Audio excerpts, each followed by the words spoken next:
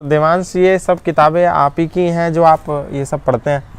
मैं इन सब किताबों का अध्ययन करता हूँ। सारी किताबों का? चारों वेदों का अध्ययन करता हूँ। चारों वेदों का अध्ययन करते हैं। 20,000 मंत्रों का अध्ययन देवांश जो 9 साल के हैं। जाड्यं धियो हरति सिंचति वाचि सत्यं मानोन्नतिं दिशति पापमपाकरोति धर्मक्षेत्रे कुरुक्षेत्रे समवेतायुयुत्सवः मामका पांडवाश्चैव किमकुर्वत संजय। इन सब को पढ़ने के बाद बनना क्या है? क्योंकि मुझे प्रधानमंत्री। प्रधानमंत्री? इसको पढ़ने के बाद प्रधानमंत्री कैसे बन जाओगे? इसको पढ़ करके ना तो हम इंजीनियर बन सकते हैं, ना तो हम डॉक्टर बन सकते हैं, ना हम साइंटिस्ट बन सकते हैं। पहले तो मैं कहना चाहूँगा कि वो जो लोग ऐसा सोचते हैं कि इनसे हम इंजीनियर नहीं बन सकते, कुछ भी नहीं बन सकते, तो वो गलत हैं। अच्छा। वो इतिहास की पुस्तकें उठा के देखें, चरक, सुश्रुत, धन्वंतरी, ये सारे साइंटिस्ट ही तो थे, ये भी तो वेद ही पढ़ते थे। हाँ, जो विदेशी थे उनने ऐसा किया हमारे साथ। तक्षशिला, नालंदा, इन सब की पुस्तकों को जला दिया। भारतीय पहले वेद पढ़ा करते थे, इसलिए भारत पहले विश्व गुरु था। अच्छा। अगर अब भी पढ़ना शुरू नहीं किया तो गुलाम हो जाएंगे, फिर से वापस से भारतीय कल्चर में आ जाएं। अच्छा। नहीं तो फिर वही होगा जो पहले हुआ था, अंग्रेज वापस से कब्जा कर लेंगे। बहुत भयंकर परिणाम होगा उसका। अच्छा।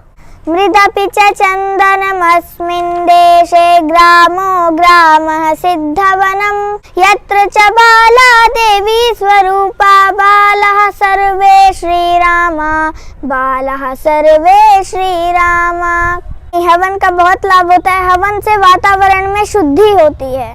और जो कोरोना वायरस फैल रहा है, अगर हर घर में हवन हो तो कोरोना वायरस का तो बाप भी नहीं आ सकता। अच्छा, ऐसा हो जाएगा। हाँ।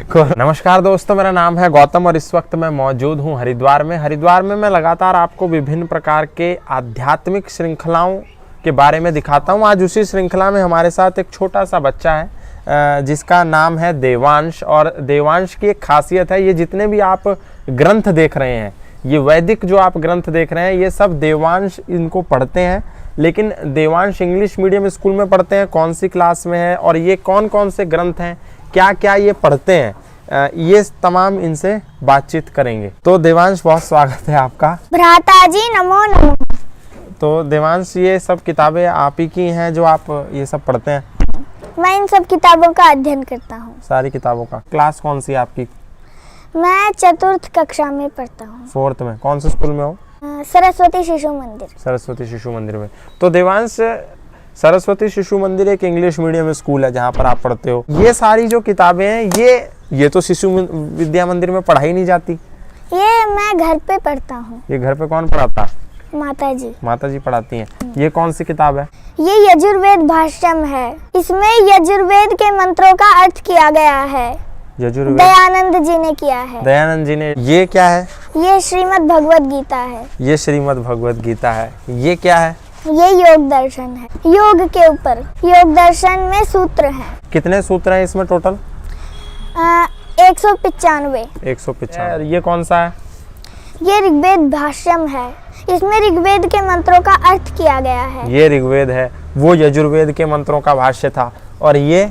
इसमें अथर्ववेद के मंत्र हैं। इसमें अथर्ववेद के मंत्र हैं। और ये इसमें सामवेद के मंत्रों का अर्थ किया गया है। बताइए दोस्तों, आप देख रहे हैं कितनी मोटी मोटी किताबें हैं। एक तरफ जो इनके सिलेबस की किताब है वो बहुत पतली पतली किताबें हैं।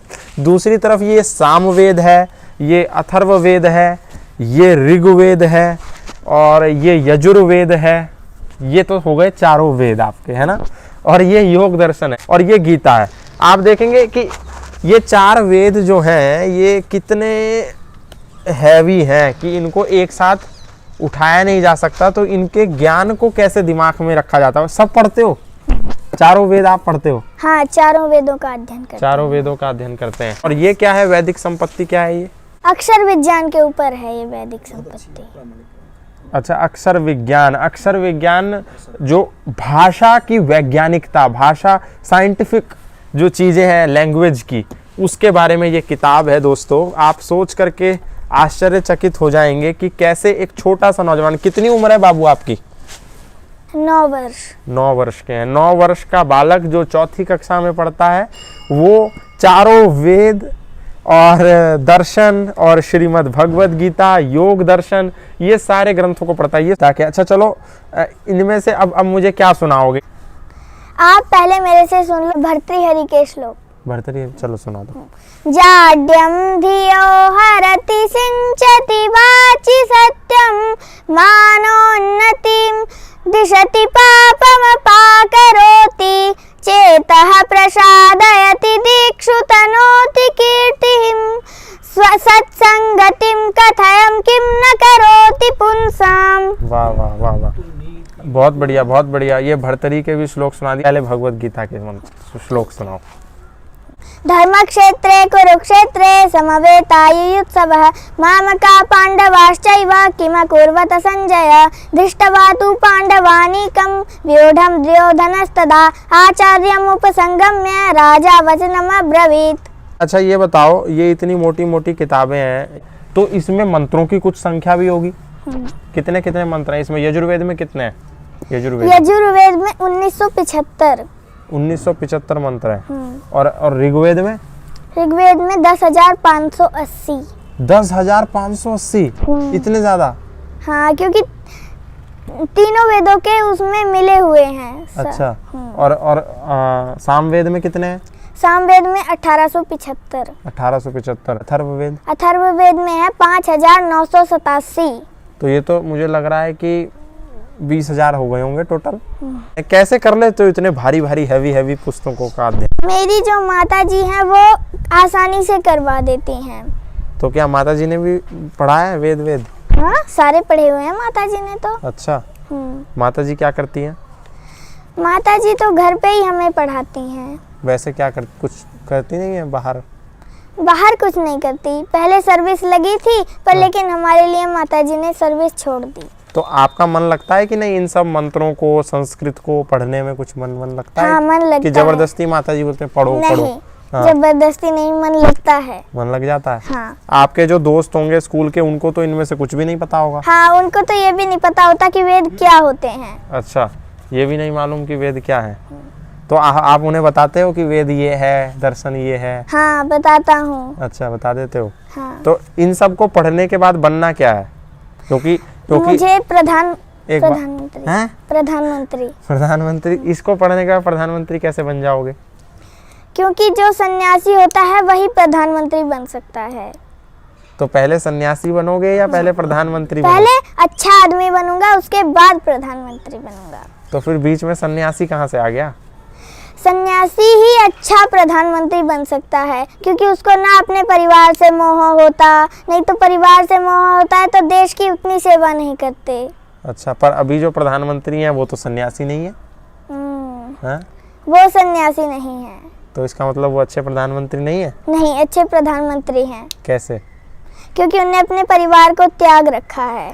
यार, परिवार को? अच्छा, इससे पहले हमारे इतने सारे प्रधानमंत्री हो गए, उनमें से तो कोई भी सन्यासी नहीं था? कुछ विशेषताएं होती हैं हर किसी में। अच्छा, मतलब एट लास्ट बनना प्रधानमंत्री है? पूरा एकदम सोच रखा है? हाँ। उसके लिए पढ़ रहे हो तमाम चीजें हैं। अच्छा, ये संस्कृत के आपने बताया, योग दर्शन बताया, योग दर्शन के भी कुछ है याद सूत्र वगैरह? कितने इसके याद हैं सूत्र? पूरा ही योग दर्शन याद। पूरा योग दर्शन कंठस्थ है? तो कितने हैं इसमें टोटल सूत्र? इसमें 195। 195 सब याद हैं आपको? तो चलो सुनाओ।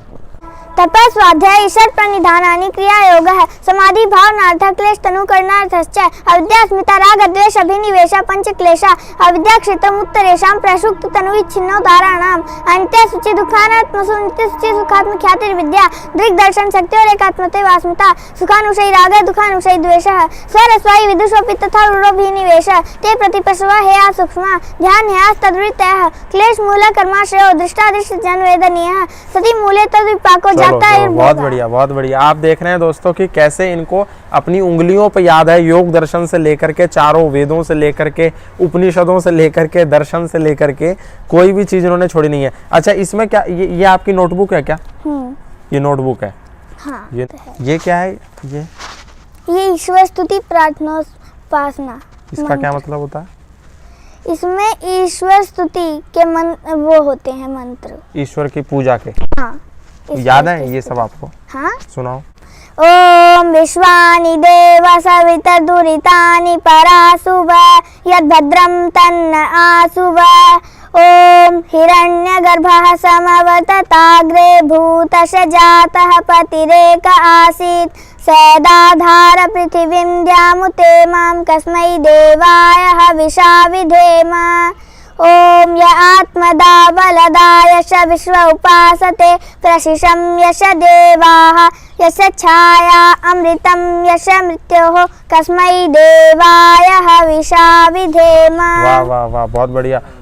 तो अच्छा, ये इतने हैवी मंत्र हैं, मुझे अगर सीखना हो तो मैं कैसे सीख सकता हूँ? हम तो ऐसे सीख लेते थे, माताजी सोते समय बोल देती थी, एक दो बार में ही याद हो जाते थे। एक दो बार में याद एकदम। ये कौन सा है? ये क्या मतलब है इसका? ये सायंकालीन मंत्र है, सोने के लिए जो मंत्र होते हैं। तो सोने के लिए मंत्रों की क्या जरूरत है? लोग तो बिना मंत्रों के सो रहे हैं।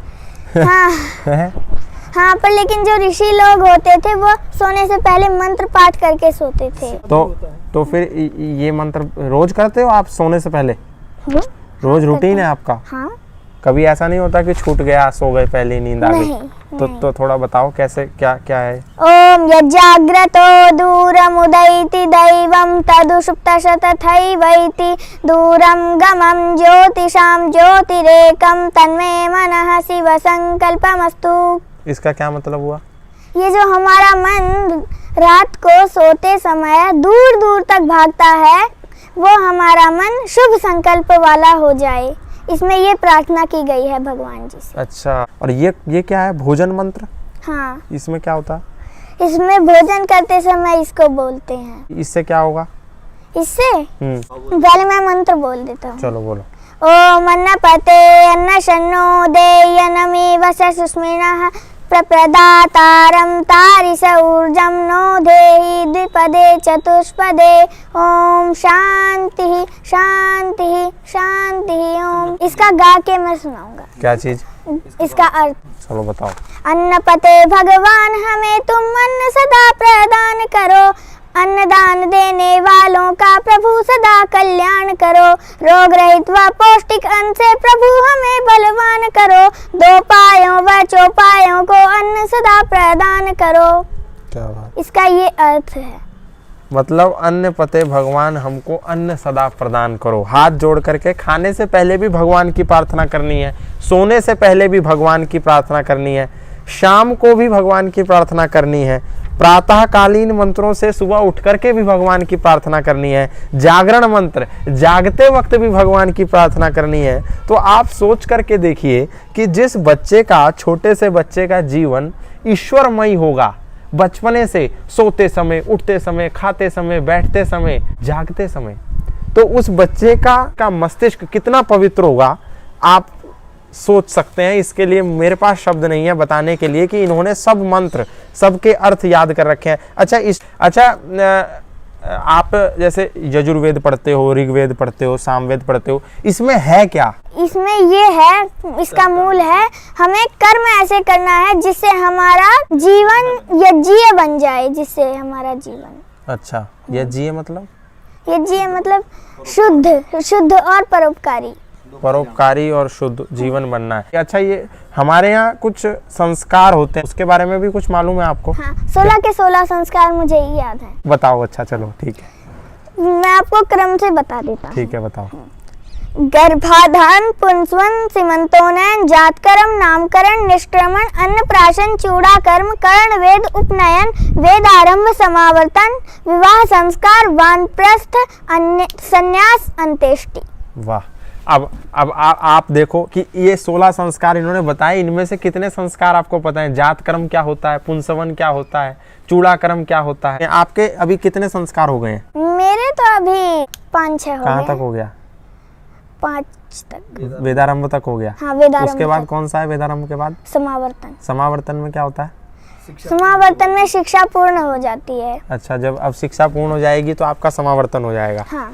ठीक है। तो ये सब तो आप जो पढ़ रहे हो, संस्कृत पढ़ रहे हो, आपको सब संस्कारों के बारे में पता है। अब लोग इस बात को सोचिए कि आप लोगों को और आप लोगों के बच्चों को संस्कारों के बारे में कितना पता है। ये किताब है। अच्छा, अंग्रेजी की भी कुछ पोएम वोम याद है क्या? हाँ, कुछ सुनाओ चलो। Dear God, Almighty God, make me able for good thought. Make me a very good boy, full of wisdom, full of joy. Let our parents be happy all day and reach our country every way. Reach our country every way, may Almighty God। मतलब कहीं ना कहीं अंग्रेजी कविताओं में भी धर्म, देशभक्ति, भारतीय संस्कृति इनको सिखाई गई है। अब ये बताओ देवांश, आपने तो कुर्ता पजामा भी पहना है, आपने भारतीय संस्कृति के कपड़े भी पहन रखे हैं। अब आप तो देखते होंगे आपके दोस्त तो नहीं पहनते कुर्ता पजामा। हाँ, वो तो बिल्कुल नहीं पहनते, वो पैंट शर्ट पहनते हैं। आपके पिताजी क्या पहनते हैं? वो नहीं पहनते जींस? पिताजी कुर्ता पजामा पहनते, पिताजी नहीं पहनते। पिताजी करते क्या है? पिताजी असिस्टेंट प्रोफेसर हैं गुरुकुल कांगड़ी विश्वविद्यालय में। अच्छा, असिस्टेंट। और माताजी? तो माताजी नरेगा गुरुकुल की माताजी प्रिंसिपल रह चुकी हैं। प्रिंसिपल रह चुकी, अब छोड़ दिया प्रिंसिपल। हाँ। ठीक है। तो उन सब लोगों को क्या कहोगे, अपने जैसे छोटे छोटे बच्चों को जिनको इन सब भारतीय संस्कृति के ग्रंथों से कोई मतलब नहीं है, जिनको भारतीय वेशभूषा से कोई मतलब नहीं है? उनको मैं कहना चाहता हूँ कि वो भी वेदाध्ययन करा करें और भारतीय कल्चर ही सबसे अच्छा है।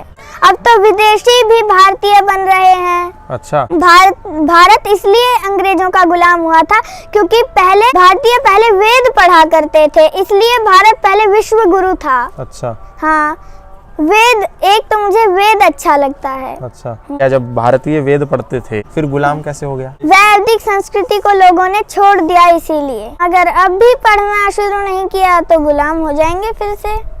पर अब वापस भारतीय संस्कृति की तरफ वापस आने लगे हैं कुछ। और क्या संदेश दोगे उन लोगों को जो भारतीय संस्कृति को छोड़ करके विदेशी पाश्चात्य संस्कृति को अपना रहे हैं, इसके महत्व को नहीं समझ रहे हैं? उनको मैं ये संदेश देना चाहता हूँ कि वो भी वापस से भारतीय कल्चर में आ जाएं। अच्छा। नहीं तो फिर वही होगा जो पहले हुआ था, वही होगा। अंग्रेज वापस से कब्जा कर लेंगे, बहुत भयंकर परिणाम होगा उसका। अच्छा। और उनको क्या टिप्स दोगे जो नए नए नौजवान हैं, कैसे पढ़ें, वो कैसे समझें इन सब चीजों को? नहीं हो, क्योंकि आप तो अब बहुत हाई लेवल के, प्रो मैक्स लेवल के स्टूडेंट हो गए ना। आप तो इतने बड़े बड़े ग्रंथों को जो है अपने दिमाग में समाहित कर लिया, लेकिन कोई नया मेरी जैसा भी उम्र का अगर कोई व्यक्ति होगा तो वो डायरेक्ट तो यजुर्वेद नहीं पकड़ सकता। हाँ। तो वो शुरुआत कैसे करे? पहले तो वो सत्यार्थ प्रकाश पढ़ ले। अच्छा। उससे उसके अंदर रुचि पैदा हो जाएगी। अच्छा। वेदों को पढ़ने की। ऋग्वेद आदि भाष्य भूमिका भी पढ़ ले वो, उससे रुचि पैदा हो जाएगी। फिर ऐसे धीरे धीरे 1-2 मंत्र कर ले, फिर वो धीरे धीरे अपने आप ही उसको याद हो जाएंगे सारे मंत्र। तो आप हवन करते हो डेली? हाँ। हवन के तो सब मंत्र याद होंगे आपको? कुछ सुना दो, थोड़ा सुना दो। ओम उद्बुद्ध स्वाग्ने प्रतिजागृहि त्वमिष्ठा पूर्ते संसृजेतामयं च अस्मिन् सदस्ते अद्युत्तरस्मिन् वृषे देवाय जमानस्य सीदते। वाह वाह वाह, क्या बात क्या बात। इन्होंने तमाम मंत्रों को सुना दिया। अच्छा, अब कुछ लोगों का हमको शंका समाधान भी करना है, क्योंकि बहुत सारे लोगों के मन में संशय है कि इसको पढ़ करके ना तो हम इंजीनियर बन सकते हैं, ना तो हम डॉक्टर बन सकते हैं, ना हम साइंटिस्ट बन सकते हैं, तो हम ये सब पढ़े क्यों? पहले तो मैं कहना चाहूँगा कि वो जो लोग ऐसा सोचते हैं कि इनसे हम इंजीनियर नहीं बन सकते, कुछ भी नहीं बन सकते, तो वो गलत हैं। अच्छा। वो इतिहास की पुस्तकें उठा के देखें, चरक, सुश्रुत, धन्वंतरी, ये सारे साइंटिस्ट ही तो थे, ये भी तो वेद ही पढ़ते थे। अच्छा। हाँ। और विदेशियों ने जो विदेशी थे उनने ऐसा किया हमारे साथ, हमारी सारी पुस्तकों को जला दिया।